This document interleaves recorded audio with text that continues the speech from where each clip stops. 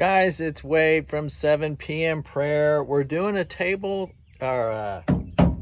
talk / let the chickens out talk today, because I still let Spencer's chickens out. So Ranger, there she is over there laying in the grass, can still hang outside some, but then I go let Spencer's chickens out so they can be outside some. Now, she's come a long way. I think I'll be able to show you. I got her dialed in here as we walk over there. So I'm going to read a little verse in Jude to you here. To those who are called, sanctified by God the Father, and preserved in Jesus Christ, mercy, peace, and love be multiplied to you. So that's what we're going to talk about today, along with, see how, look at this. Spencer ran over my garden hose, and now I've got one on him. Right on. Okay, so mercy, peace, and love, and it's all the good that God wants for us. So why is it that we have such a affinity for thinking that the Christian walk is difficult? It's constricting. Boy, it sure is hard. See who's following us? Look at there. There's Ranger. She's coming. But watch when she stops when I get close to Spencer's. You just watch. So why do we think it's so constricting? Why is it so difficult? Why is it this hard thing? It's because of how we've been trained in the world. And you know what's interesting? And I'm not busting on parents and stuff for this. I mean, I did some of it myself. We homeschooled my son some of the time, and he was in school some of the time. But you can't be surprised when you send your kid away for most of the time to other people to lead and guide them, that all of a sudden what the others value becomes more important to them than maybe what you value.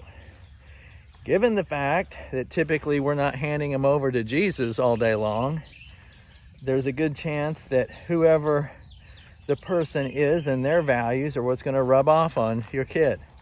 So we've been doing this our whole life, right? We go work for places where we're around them all day long. We watch TV. Look who's stopping back there. Good dog, Ranger. So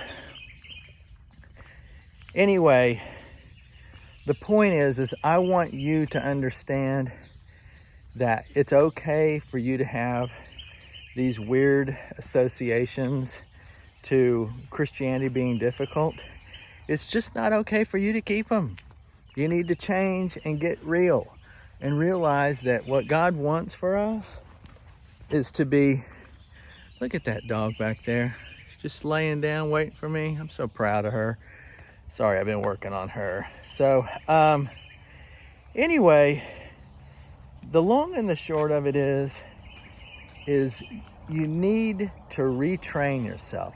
Do your own brainwashing and get yourself to a place where you decide that the great way is the Christian way. It's not something you're suffering through. It's not something that, boy, someone needs to give you a pat on the back because you're being good even though you could be doing all these other things. Nope. You prefer it, you want it, you like it, and it's just better. And that's all there is to it. I mean, when you look at what God is constantly promising us for doing the right thing, it's absolutely astounding that we all haven't just run screaming to him our whole lives. I mean, everything he wants us to do brings us mercy, peace, and love. So the idea, when you strive towards what the world has to offer, hello chickens, you don't get mercy, peace, and love. You don't get joy. You don't get those fruits of the Spirit we talk about all the time. You know, what you get is a lot of misery. And so, boy, look at that. I got corrected on camera. Ranger did not stay where she was. Ranger, back. Back. I love that dog.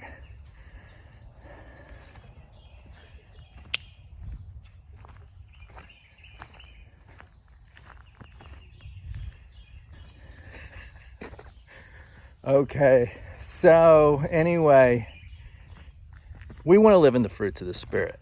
Not because we're told to, but because it's just way better living. And because we're told to too. But it's just so much of a better life for ourselves and everyone we care about, everybody we're dealing with. And let's be honored, privileged, grateful that we have been called to live this way.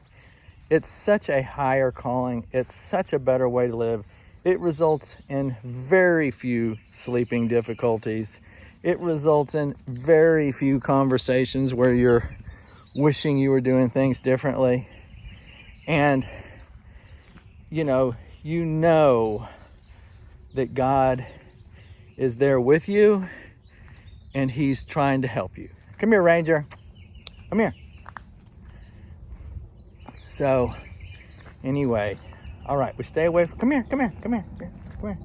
Yeah, you know I love you. Come here. Yeah. We stay away from Spencer's, right? We're a good dog and we stay out here. All right.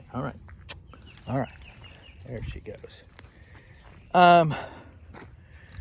So end line here is consider it an honor that you've been called. Consider it an honor to be a Christian. Consider it a privilege to do the right thing.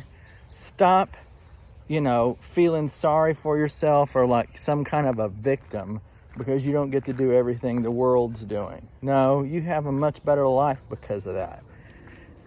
So, what a privilege it is to be a servant of God. 7 p.m. tonight, all Christians praying together about everything. It's important. Things around the world, your community, your family, you. Pray knowing other Christians are praying right there with you. Let's unify our power as Christians. Let's be one like Jesus said for us to be one. I appreciate you guys.